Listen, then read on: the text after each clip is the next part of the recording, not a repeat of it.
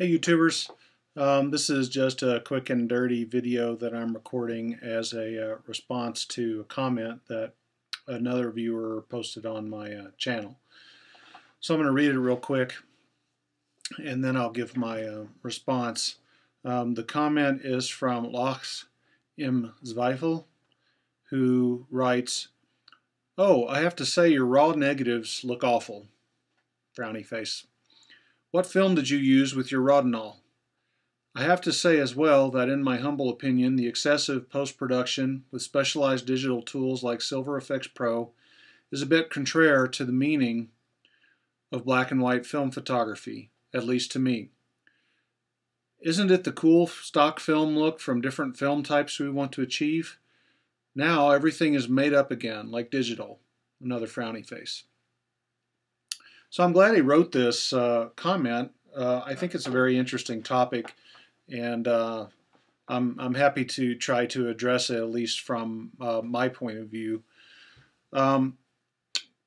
First off, the film is FG 50, and it tends to look pretty thin even when exposed properly. However, the frame that I chose to demonstrate my editing with was actually pretty underexposed, and I picked it because I was working on a project, that 100 Strangers project, and I was going to go ahead and put it through my workflow anyway, so I picked it as my demo. Moving on, I think his question is interesting because it seems to touch on the concept of authenticity, and it's ever so slightly about ethics and to some degree aesthetics. And I understand the authenticity thing. I struggle with it a bit myself.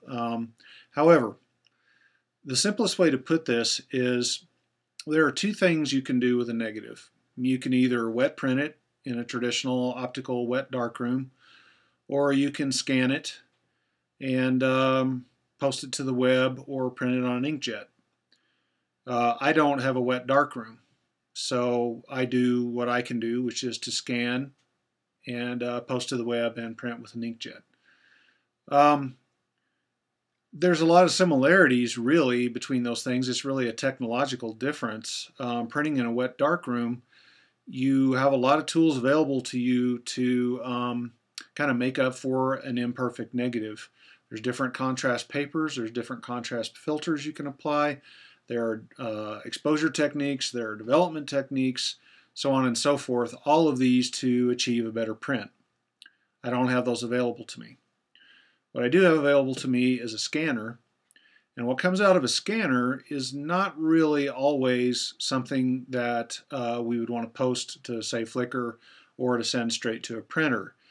When you scan, you are very subject to the quality of your scanner, the settings of your software, the settings of the scanner in the sense of what resolution are you printing at, the size of your negative, etc. There's a lot of variables, but generally you're going to come out with a fairly flat file that needs some work. Just like when you start with a negative that you're going to print, it's probably going to need some work, and you're going to do that on the darkroom side. You're going to do that with, like I said before, papers and filters and so forth. I feel like on the digital side, you've got to use the tools that you have there to adjust your scan to look the best. So that's what I do. I use the tools I have available to me. I use Photoshop very little, as you've seen in the demonstration. I use it just to do crops, and then I take it into Silver Effects for the rest of the work.